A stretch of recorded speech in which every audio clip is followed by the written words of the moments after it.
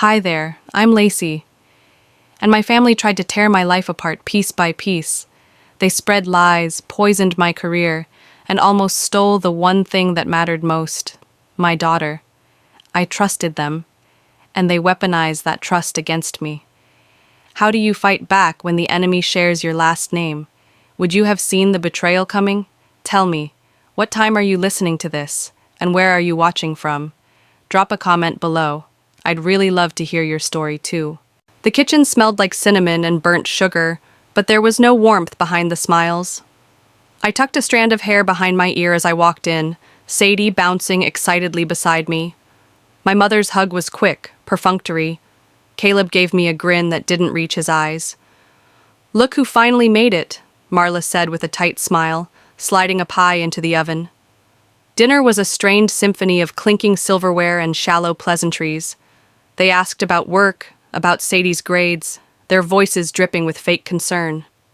I played along, my laugh mechanical, feeling their gazes dissecting me with every forkful I raised. It wasn't until dessert that the real performance began. Caleb cleared his throat, tapping a folder against the table casually. "Hey, Lace, we've been talking, and we think it'd be smart if you signed some guardianship papers. Just a safety net, you know." I blinked. "Guardianship?" Marla leaned in, voice syrupy sweet. "You're so busy, honey. We just want to help. Make sure Sadie's okay if something ever happens." I stared at the stack of papers he slid across the table. Legal documents, official and cold, waiting for my signature. The room shrank around me. I could hear Sadie giggling in the living room, blissfully unaware. I forced a smile. "I'll think about it." Later, as I slipped my coat on, Caleb caught my arm in the hallway. His grip was firm, his smile gone. "You should know," he said lowly. "If you don't sign, CPS might get wind that you're overwhelmed. All it takes is one call. You could lose Sadie faster than you think." I stared at him, heart thundering. "You wouldn't..." He smirked, stepping back. "Try me." My legs trembled, but I forced myself to stay upright. I had seen this side of him before, years ago, hidden under layers of brotherly charm. Now it stood naked and cruel. I rode home in silence, Sadie singing to herself in the back seat. My mind spun, trying to stitch logic into what had just unraveled. Caleb wasn't offering help. He was making a move. At home, I tucked Sadie into bed, kissing her forehead, breathing in the scent of her shampoo like it was a lifeline. I sat at the kitchen table alone, the documents still folded in my purse, burning a hole through the leather. Signing would hand them everything. Refusing meant war. They smiled while they sharpened knives. I watched the rain slide down the window in lazy rivulets, heart hammering against my ribs. They weren't helping me. They were planning something, and it had just begun. If I didn't act fast, Sadie might slip away from me forever, and this time it wouldn't be an accident. The kitchen smelled faintly of burnt toast and late-night desperation. I sat hunched over a pile of bills, flipping through envelopes with trembling fingers. The fluorescent light buzzed above me, the only sound in the otherwise silent house. As I gathered Caleb's jacket to toss it over the stair rail, something hard slipped from the inner pocket and hit the floor with a muted thud. A business card. I squinted at the glossy lettering.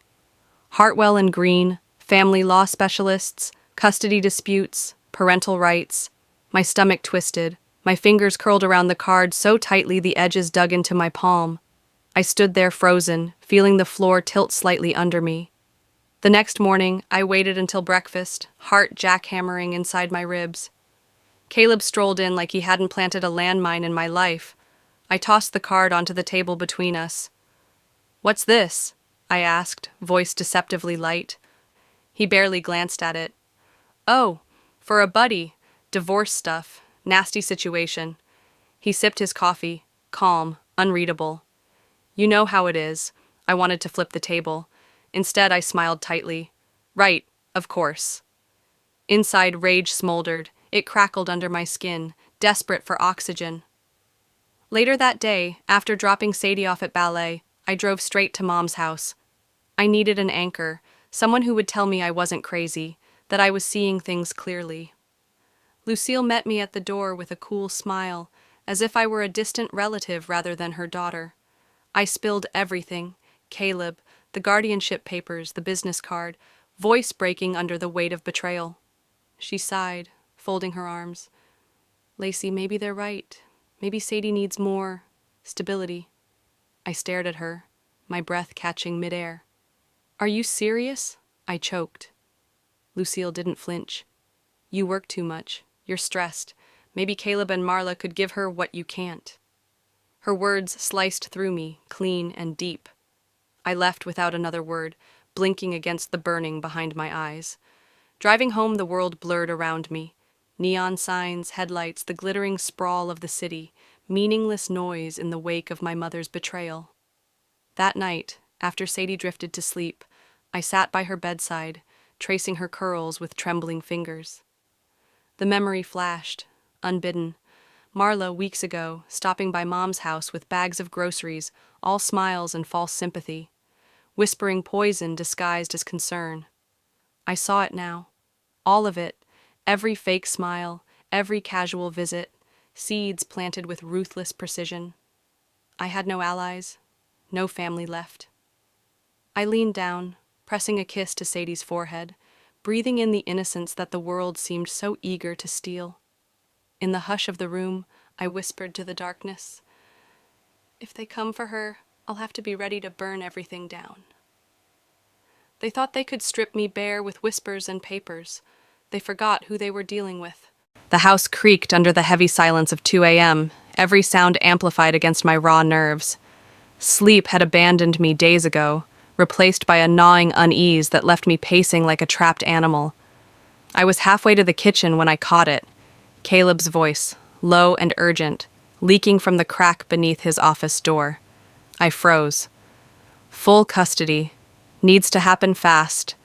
Before the holidays hit. My heart kicked into overdrive. My bare feet inched closer, careful not to betray my presence.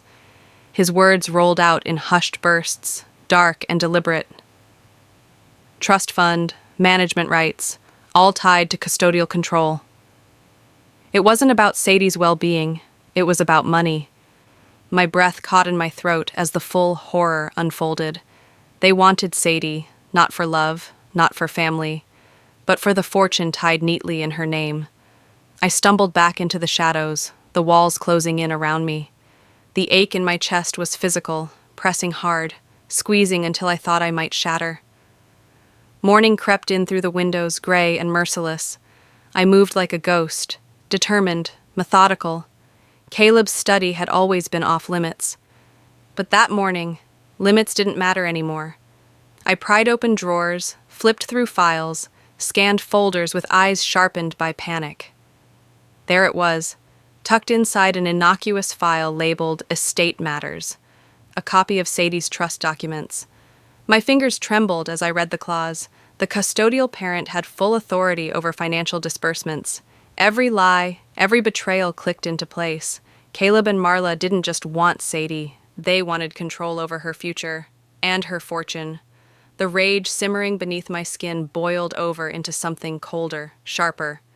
I slammed the file shut, my decision crystallizing in that breathless moment. I wouldn't confront him yet. No righteous fury, no screaming match. That's what he'd expect. That's what he'd prepare for. I needed to be smarter. I needed to be lethal in silence. Gathering my strength, I tucked the file back exactly where I found it, leaving no trace of my discovery. Later, as I sat by Sadie's bed, I watched the soft rise and fall of her chest. Her innocence was a fragile thing, and monsters wore the faces of family. I leaned back against the headboard, laptop perched on my knees. I researched in the dark, fingers flying over the keyboard, custody laws, financial guardianship loopholes, private investigators. When I finished, I wiped the browser history clean and locked every door in the house. Trust had become a luxury I could no longer afford. The war had already begun. I just hadn't been ready. Until now. If money was what they wanted, they'd learn just how expensive crossing me could be. The scent of fresh-cut flowers and sweet pastries clung to the air like a trap. Marla's house was decked out in banners and pastel balloons, a hollow mockery of family unity. Every smile was stretched too tight. Every laugh was a little too sharp. I walked in clutching Sadie's hand, my heart hammering against my ribs. Marla swooped in first, pulling Sadie away with a theatrical gasp. "Oh, sweet girl, how you've grown!" she gushed, flashing me a syrupy smile that didn't reach her eyes. I forced a smile back, the corners of my mouth aching from the strain. Wolves didn't snarl when they first circled. They smiled. Brunch was a battlefield dressed up as a social gathering. Every word dripped with coded hostility. Marla's voice floated across the table, saccharine and loaded. "Some parents just get overwhelmed, don't they? Raising children alone isn't easy. Sometimes it's best to lean on those who know better." The others tittered awkwardly. Caleb sat silent, nursing his coffee, eyes cold and unreadable. That hurt more than the jabs. I didn't rise to it. I smiled, cool and steady. "You're absolutely right, Marla. It's why I'm so careful about who I trust around Sadie." Her smile froze, a tiny crack splintering the facade. Later, while pretending to check my phone in the driveway, I spotted something tucked under my windshield wiper, a scrap of paper hurriedly folded. My hands shook as I unfolded it. "He's planning to take her sooner than you think. Watch your back. No signature, no clue who sent it. But the ice pooling in my gut told me everything I needed to know." I scanned the street. Nothing but neat lawns and empty driveways under the autumn sun. No witnesses, no allies. The realization hit like a slap. I was alone. Back inside, the laughter was louder, meaner. Caleb's head tilted back as he laughed at something Marla whispered. Sadie sat between them, grinning, utterly unaware of the game swirling around her. I gripped the edge of the doorway until my knuckles whitened. They thought I was cornered. They thought silence meant surrender. They were wrong. I spent the rest of the afternoon gathering ammunition in the form of words, recording conversations subtly with my phone tucked in my bag, documenting every slight, every slip of manipulation. Trust was a currency I couldn't afford to spend carelessly anymore. Later, from across the yard, I watched them, Caleb, Marla, Sadie, laughing in the golden light. The picture of a perfect family, minus me. I bit back the scream clawing at my throat. Next time they strike, I'll be ready, and I won't miss. The evidence was spread across my kitchen table, files and flash drives and scribbled notes forming a lattice of betrayal. Each piece carried its own weight, proof of conversations, backdoor deals, attempts to rob me of my daughter under the guise of concern. I slid them into a slim black folder, sealing it shut with a quiet finality.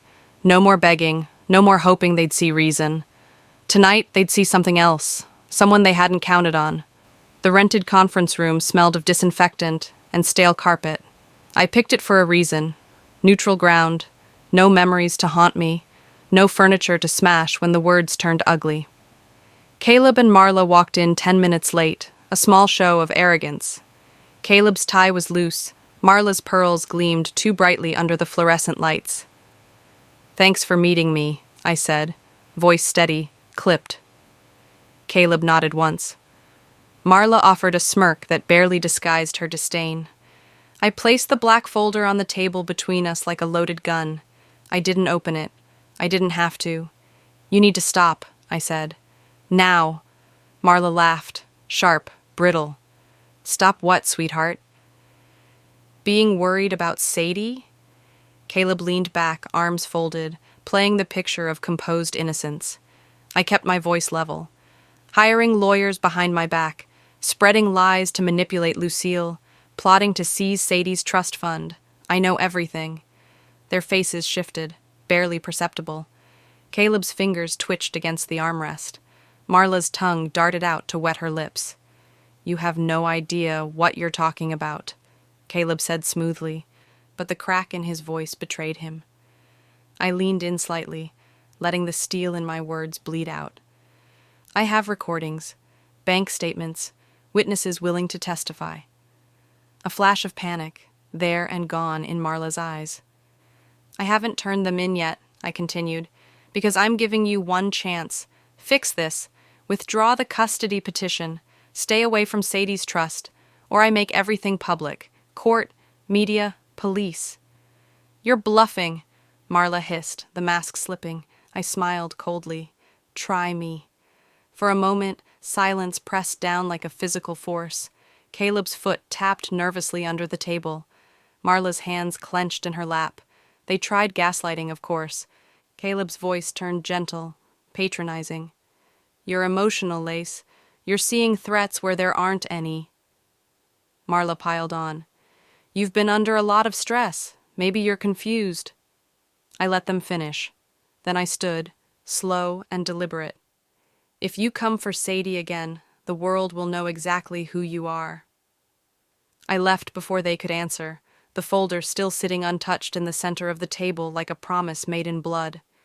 My hands shook slightly, hidden in the folds of my jacket, but my steps never faltered. They thought this was my strongest move.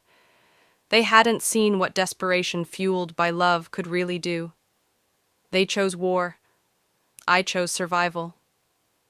Let's see who lasts longer. The whispers hit me the moment I walked into the office.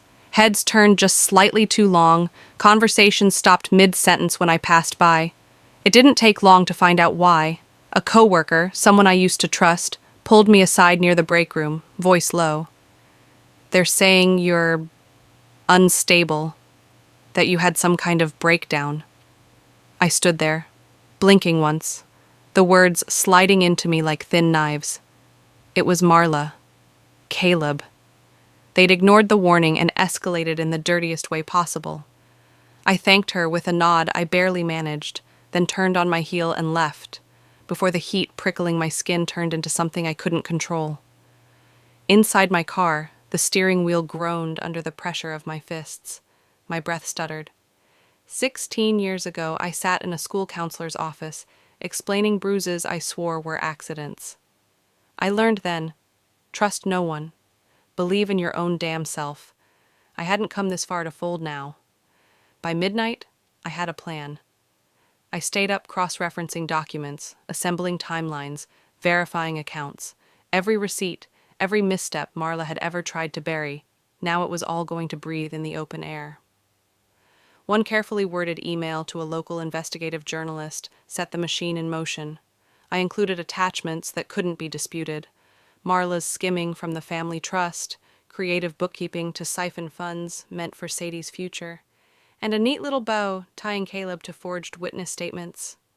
If they wanted a war, I muttered into the silence, they just bought themselves a battlefield. The story broke 3 days later. Marla's pristine socialite image crumbled overnight. Neighbors whispered, old friends distanced themselves. The charity board she sat on voted her out without so much as a meeting. Caleb tried to spin it, claimed it was all a misunderstanding, but in the court of public opinion, their masks had been ripped clean off. I watched it unfold from my living room, the television screen casting flickering shadows across Sadie's sleeping form on the couch. There was no victory dance, just a bitter satisfaction that left a cold, hollow ache behind. They had set fire to the bridge first. I only made sure it burned all the way down. 3 nights later, as I came home from work, I spotted something odd. A folded piece of paper jammed under my apartment door. No stamp, no name. With a knot tightening in my gut, I unfolded it. You think you've won. It's just beginning.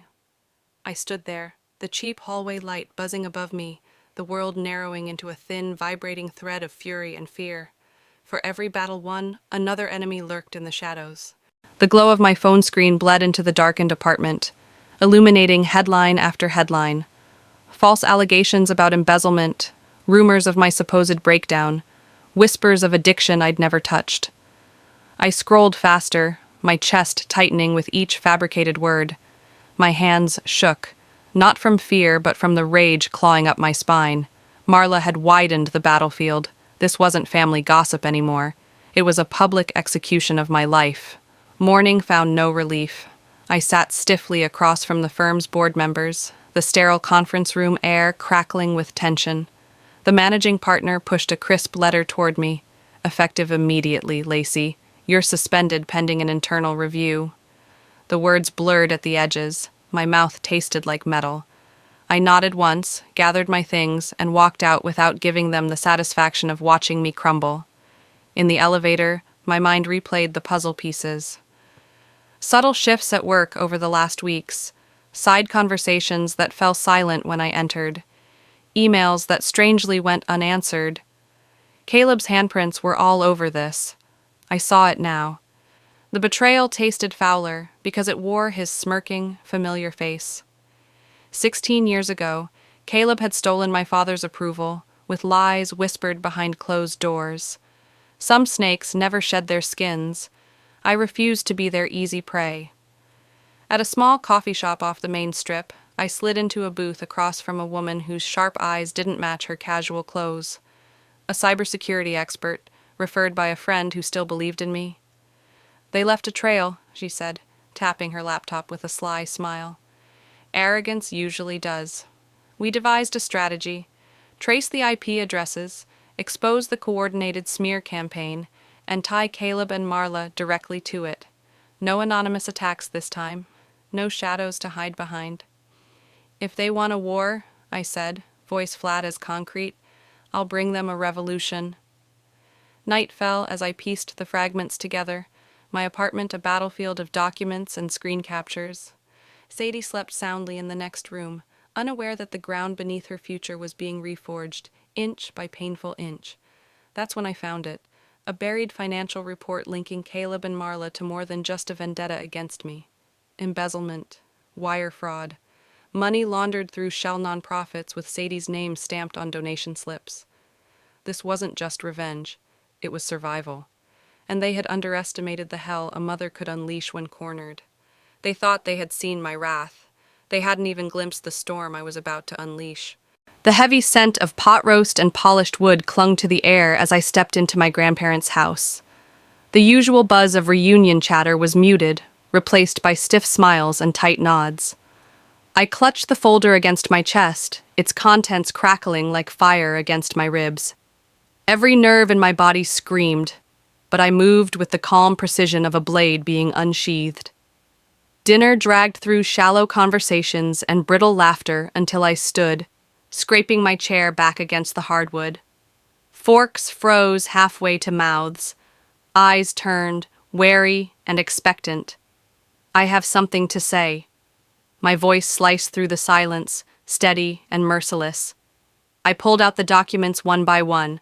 Marla's embezzlement trails, Caleb's corporate sabotage emails, financial records doctored with Sadie's trust listed like a trophy. Gasps erupted, a glass shattered somewhere behind me. "That's a lie!" Marla's shriek cracked the air, but it was Caleb who staggered to his feet, brandishing a crumpled set of papers. "You're going to regret this," he sneered, shaking a lawsuit in my face. "Defamation, slander, you'll lose everything." I smiled, a slow, cold thing. "Funny you'd say that." I leaned closer, letting the tip of my finger tap the lawsuit. "You see these inconsistencies? You created them. I made sure of it." His face paled. Around us, the room rippled with murmurs. Doubt seeped into the faces once so eager to believe his lies. Then the final blow came. Not from me, but from grandmother Irene, the matriarch whose approval Caleb had always sought like a starving dog. "I warned you when you were 15, she said, her voice brittle but cutting. "Greed would be your undoing, and now you drag this family through the mud to feed it." The ground shifted. Family members who once hovered protectively behind Caleb and Marla now stepped back, eyes wide with betrayal. Years of hidden slights and whispered transgressions unraveled in seconds. I stood still, letting the tidal wave crash around me. Caleb's face twisted, first in disbelief, then rage, then something darker, something unhinged. "You built your empire on sand," I said quietly, locking eyes with him across the wreckage he'd made. "And I'm the tide." He opened his mouth to speak, but no words came. Only a guttural, choked sound as he realized the empire he fought so hard to maintain was already crumbling beneath him. As I turned to leave, his glare burned into my back, a silent vow that this wasn't over. I thought the worst was over. I was wrong. The house felt different now, too large, too hollow. Echoes of raised voices and shattered illusions clung to the corners like dust motes suspended in stagnant air. I walked slowly through the aftermath, every step sinking deeper into the brittle ground of what once had been family. Empty plates sat abandoned on the dining table, half-finished conversations forever frozen in the wreckage. No one lingered after the storm. The silence stretched, heavy and profound, pressing against my ribs until I could barely breathe. Grandmother Irene found me near the old piano, her steps slow but steady. She said nothing at first, just slipped her frail hand over mine. We stood there, two survivors amidst the ruins. "You did what needed to be done," she said finally, her voice roughened by sorrow. "But even justice leaves scars, child. Sometimes the deepest ones." I nodded, unable to speak past the knot in my throat. She squeezed my hand once, then shuffled away, leaving me alone with the truth. Some battles were won not with parades, but with quiet, necessary endings. In the days that followed, the splintering became unavoidable. A few cousins reached out. Awkward messages filled with half apologies, tentative olive branches I wasn't sure I wanted to accept. Others disappeared entirely, clinging to old loyalties like life rafts even as they sank deeper into denial. I didn't blame them. Healing required courage, and not everyone was brave enough to face the wreckage they helped build. By the end of the week, I understood something with brutal clarity. It wasn't my responsibility to fix what they refused to mend. I could only chart my own course forward. On a crisp Saturday afternoon, I drove to Crestwood Park, the same worn paths where Sadie once learned to ride her bike, where I had run barefoot as a girl, believing back then that family was an unshakable constant. I sat on a weathered bench overlooking the lake, the surface rippling with late autumn winds.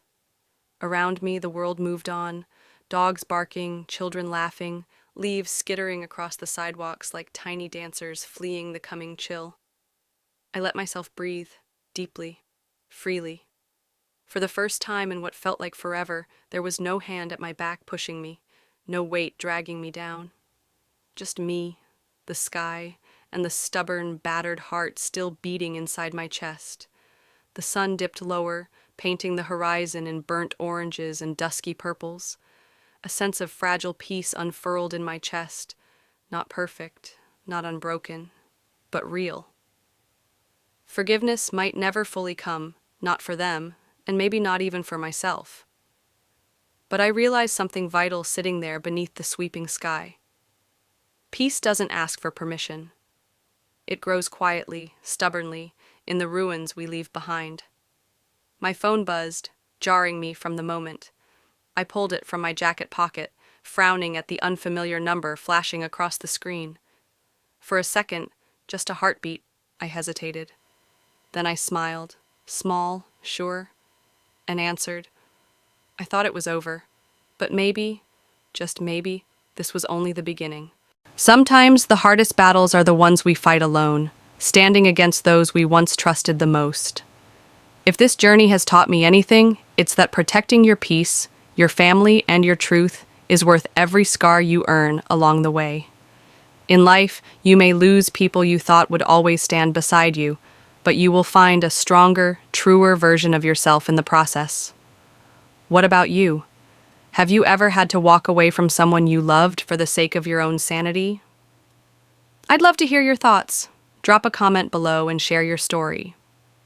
If this video touched your heart, leave a 1 in the comments or let me know where you're watching from. And if it didn't resonate, tell me why. Every voice matters here. If you enjoyed this story and want more powerful journeys like this, don't forget to subscribe and join our growing community. Your support keeps these stories alive. See you in the next one.